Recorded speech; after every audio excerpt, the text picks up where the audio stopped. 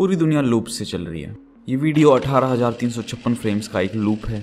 इस like button के पीछे एक लूप लगातार बार बार चेक कर रहा है कि व्यूअर ने लाइक किया कि नहीं, और लाइक करते ही एक फंक्शन कॉल होगा जिससे ये लाइक काउंटर रियल टाइम में बढ़ जाएगा। सेम काम बार बार करने के लिए यूज करते हैं लूप का। मान लो हमें 10 पेज का AI का असाइनमेंट लिखना है, तो पहले इसको 10 बार कॉपी करो, इसकी ये वैल्यूज चेंज करो।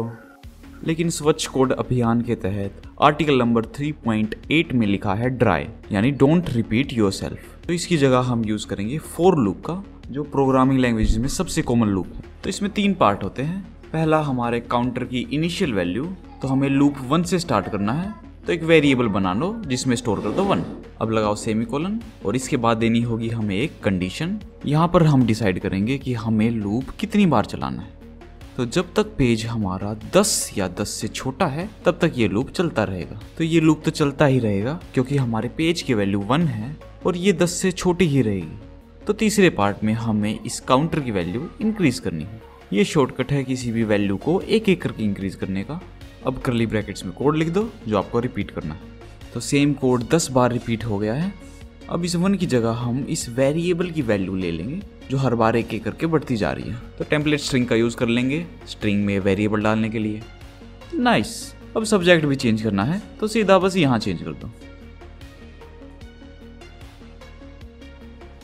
जब लूप एक बार चलता है उसको बोलते हैं एक इटरेशन। तो पहले ये एक वैल्यू इसमें सेट हुई और फिर ये कंडीशन चेक हुई, ये है ट्रू, तो ये कोड एग्जीक्यूट हुई और ये वैल्यू एक इंक्रीमेंट हुई।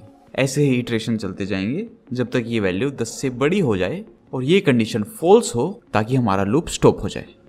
अब लूप से हम एरे के आइटम्स को भी इजीली एक्सेस कर सकते हैं। जैसे हमारे पास ये ईयर्स की एरे है, मान लो इसके हर आइटम को प्रिंट कराना है, तो लगाएंगे फॉर लूप। काउंटर का नाम आप कुछ भी रख सकते हो, लेकिन आई काफ़ी कॉमन नाम है। तो स्टार्टिंग वैल्यू कर देंगे 0 क्योंकि एरे हमारे 0 इंडेक्स से चालू होती है। अब कितनी बार लूप चलाना है, तो इस एरे में है 5 आइटम्स और लास्ट आइटम का इंडेक्स है 4। तो हमारी आई की वैल्यू 4 तक ही जानी चाहिए। तो लिख दो i लेस देन 5 और इसको कर दो प्लस। अब एरे के किसी भी आइटम को एक्सेस करने के लिए यहाँ पर लिखना होता है उसका इंडेक्स। तो यहाँ पर दे दो i। अब हर इटरेशन में i की वैल्यू बढ़ती जाएगी और हमें नेक्स्ट आइटम मिलता जाएगा। लेकिन इसमें एक दिक्कत है, मान लो इस एरे में एक और आइटम होता तो हमारी सिर्फ 5 ही वैल्यूज प्रिंट होंगी, क्योंकि ये लूप कितनी बार चलेगा हमने ये फिक्स कर रखा है। तो इस 5 की जगह लिख दो एरे का नाम डॉट लेंथ। तो एरे की लेंथ है 6, तो यहाँ पे अपने आप आ जाएगा 6। अब एरे की लेंथ कितनी भी हो हमारा ये लूप अच्छे से काम करेगा। चलो एक और एरे लेते हैं एजेस।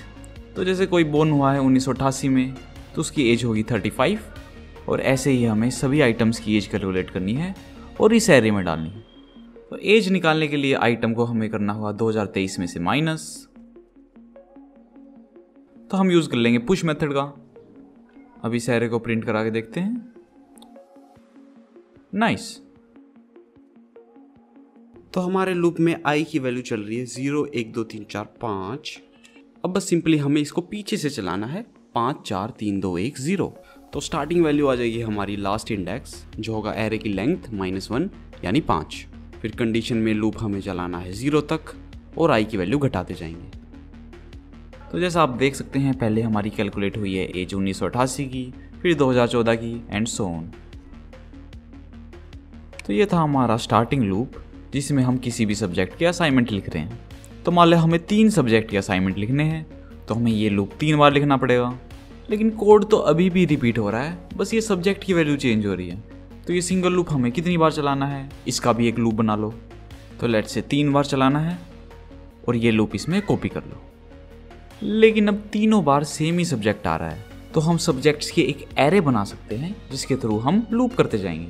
तो इस सब्जेक्ट को डायरेक्टली लिखने के बजाय यहाँ पे इंसर्ट कर देंगे एक वैल्यू। तो पहली बार जब ये अंदर वाला लूप चलेगा 1 से लेकर 10 तक, हमें इसमें चाहिए पहला सब्जेक्ट। तो यहाँ पे लिख देंगे सब्जेक्ट्स का आई इंडेक्स, क्योंकि स्टार्टिंग में आई की वैल्यू 0 रहेगी जब तक ये अंदर का पूरा लूप खत्म होगा। और इसमें थोड़ी सी इंप्रूवमेंट और कर लेंगे, जब कोई भी नया सब्जेक्ट डालते हैं तो उसका लूप नहीं होगा क्योंकि हमने लूप की वैल्यू फिर से फिक्स कर ली है। तो यहाँ पे कर दो सब्जेक्ट्स डॉट लेंथ। बस इतना याद रखो, कंटिन्यू से हमारा लूप नेक्स्ट इटरेशन पे चला जाएगा और ब्रेक से लूप खत्म हो जाएगा। इनका यूज़ हम किसी कंडीशन के बेस पे ही करेंगे। तो हमारे पास ये एरे है जिसका हम एक एक आइटम प्रिंट करा रहे हैं। अब एग्जाम्पल के लिए मान लो हमें इस एरे में जो भी नंबर हैं उनको प्रिंट नहीं कराना है, तो कंडीशन लगा देंगे अगर किसी वैल्यू का टाइप नंबर है तो हम कर देंगे कंटिन्यू। तो नीचे का कोई भी कोड एग्जीक्यूट नहीं होगा और हम नेक्स्ट इटरेशन में बढ़ जाएंगे। इसको हम कर्ली ब्रैकेट में भी लिख सकते थे, लेकिन अगर इफ़ की या एल्स की बॉडी में सिर्फ एक ही लाइन का कोड है तो हमें कर्ली ब्रैकेट लगाने की जरूरत नहीं है। तो इसको करेंगे रन और नंबर के अलावा जो बाकी वैल्यूज़ थी सिर्फ वही प्रिंट हो रही हैं। अब अगर कंटिन्यू की जगह कर देंगे ब्रेक तो कुछ भी प्रिंट नहीं होगा, क्योंकि पहला आइटम ही नंबर है।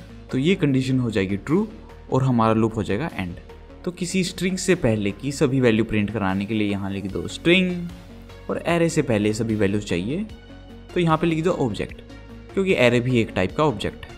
अब ये सेम काम जो फॉर लूप से किया था वो व्हाइल लूप से भी कर सकते हैं, लेकिन व्हाइल लूप में हम सिर्फ एक चीज़ दे सकते हैं, कंडीशन। तो काउंटर को इनिशियलाइज करना और उसको बढ़ाते जाना हमें मैन्युअली करना होगा। यहाँ पे आ जाएगी हमारी कंडीशन। अब एरे के आइटम को प्रिंट करा लो और जे की वैल्यू बढ़ाते जाओ। तो भाई अगर दोनों सेम ही काम कर रहे हैं तो इसका यूज़ ही क्यों करें। तो व्हाइल लूप का हम यूज़ तब करेंगे जब हमें कोई भी आइडिया नहीं है कि हमारा लूप कितनी बार चलेगा, यानी हमारी कंडीशन किसी काउंटर पे डिपेंड नहीं होगी, किसी और दूसरी वैल्यू पे डिपेंड होगी। तो मान लो हम लूडो खेल रहे हैं तो हमारी गोटी तभी निकलेगी जब हमारे डाइस पे 6 आएगा। तो एक डाइस वेरिएबल बना लेते हैं जिसमें हमें 1 से लेके 6 तक रैंडम वैल्यू चाहिए। तो यूज़ करो math.random का, जो 0 से 1 तक की वैल्यू देता है। तो इसको मल्टीप्लाई कर दो 6 से और करा लो प्रिंट। नैन क्यों आ रहा है, अरे ये मेथड को कॉल ही नहीं किया। अब हमारी डेसिमल्स में वैल्यू है तो डेसिमल्स को हटाने के लिए यूज़ कर लेंगे math.seal मेथड का। अब हमारा डाइस अच्छे से काम कर रहा है। जब तक डाइस की वैल्यू 6 के इक्वल नहीं है हमें डाइस की वैल्यू दोबारा से जनरेट करनी है। तो ये लूप चला 3 बार। पहले जो डाइस की वैल्यू थी वो 2 बार प्रिंट हुई और फिर हमारा 2 आया, फिर 1 आया और फिर 6 आया और लूप हो गया स्टॉप, हमारी गोटी निकल गई। अब एक होता है डू व्हाइल लूप, जिसमें हम एक और स्टेटमेंट ऐड कर देंगे डू, और इसमें जो भी कोड लिखा होगा वो लूप स्टार्ट होने से पहले सिर्फ एक बार रन होगा। इसी के साथ हमने अपनी सीरीज में बेसिक्स कॉन्सेप्ट को क्लियर कर लिया है। अब हम बढ़ेंगे जावास्क्रिप्ट के नए और मॉडर्न फीचर्स पे जो आपको हर जगह दिखेंगे। तो मिलते हैं आपको नेक्स्ट वीडियो में। This is Codeman signing off, bye.